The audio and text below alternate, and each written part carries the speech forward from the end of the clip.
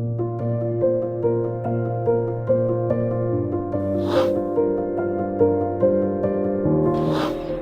think in olden days, the chemotherapy was associated with the severe nausea and vomiting for some patients, not for all. However, modern application of chemotherapy requires a good pre-medication which can almost totally prevent the nausea, vomiting at all. Today, our patients are eating on the day of chemotherapy. They go home and eat dinner, and next day continue to eat normal food. That is because we have such a good anti-nausea, anti-vomiting preventive drug.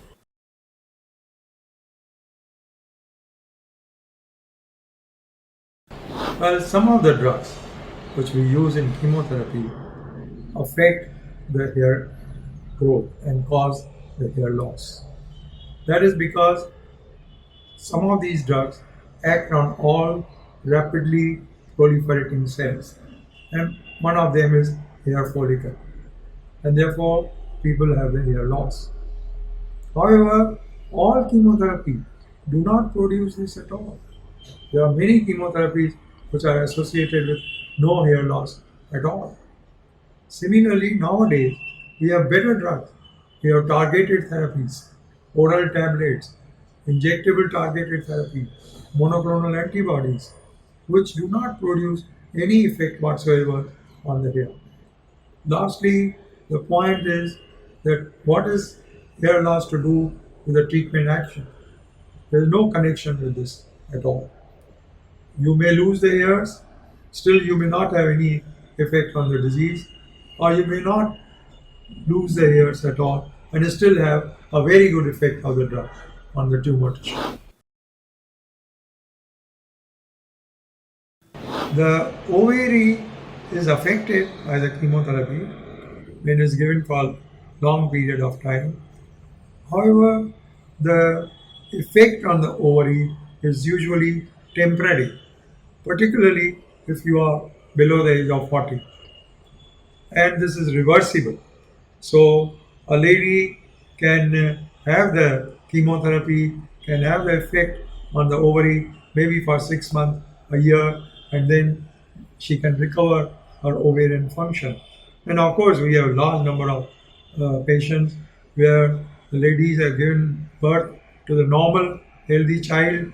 In males, the sperm production may be affected again, not uniformly, and therefore nowadays we are advocating sperm banking as well as in ladies also sometimes the ova banking is possible. I think this is the where people mistake. They always come and tell us, oh, immune system is gone because of chemotherapy. Immune system never goes away with the chemotherapy. What happens with the chemotherapy is the production of the WBC count. WBC count goes down, and therefore you are more amenable to certain bacterial, fungal infections. And we have nowadays drugs which we use it again prophylactically to prevent the WBC going down. That has been the trend so far for many, many years. But now we have some of the chemotherapies, not all of them, which are coming up in the oral form. Also, the fact that oral therapy, when it is given, continues to have the same side effects as IV. Actually, most of the cancers are painless.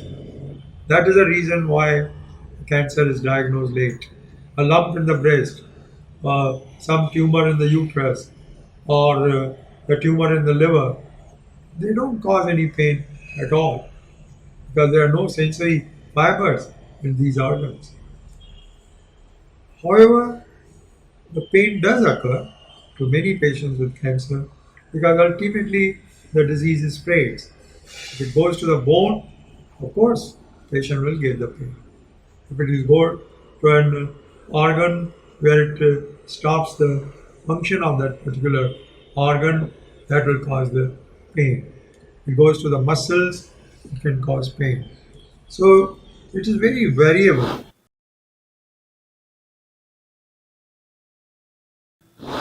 That's not true.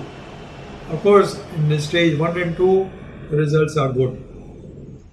And therefore, many of these patients can go away with only the surgery. However, there are situations where even in the stage 1, if you do the surgery, many of these patients afterwards come back with the disease. That is because there are micrometastases which is spread even at the time of initial diagnosis. The cells have already gone out of the primary organ. And therefore, what we do is, even in stage 1, like breast cancer, we do treat them after the surgery. We give them either the chemotherapy or the hormonal therapy to take care of micrometastasis. Majority of the patients with the stage 1 and 2 can be cured not only because of the surgery, but in addition, if you give the chemotherapy or hormone therapy, patient can be permanently cured. This is a very common myth people have. Not only surgery, but even they feel if you do the biopsy, it spreads. Actually, doing the surgery or biopsy does not affect the spread of the disease at all. Disease by itself has a tendency to spread. One of the important factors which which is evaluated in cancer is the weight. That is because some of these cancers, not all of them, some of these cancers produce what we call it anorexia producing hormone. So the patient is unable to eat and therefore they lose the weight. They lose their appetite and lose the weight. And that is related to some type of the cancer. Majority of the cancer, this does not happen. And it happens only in the very advanced stage, stage 3 and 4. Pharma companies are always looking out for newer and newer approaches which can help the humanity. All of them are in contact with the doctors, they are in contact with the patient. So they know what are their problems. So at the top level, they are always in search of the better drugs, they are in search of better preventive measures to prevent the side effects, and therefore they know that if they can introduce new molecules to tackle these problems, they will have a better impact on the humanity.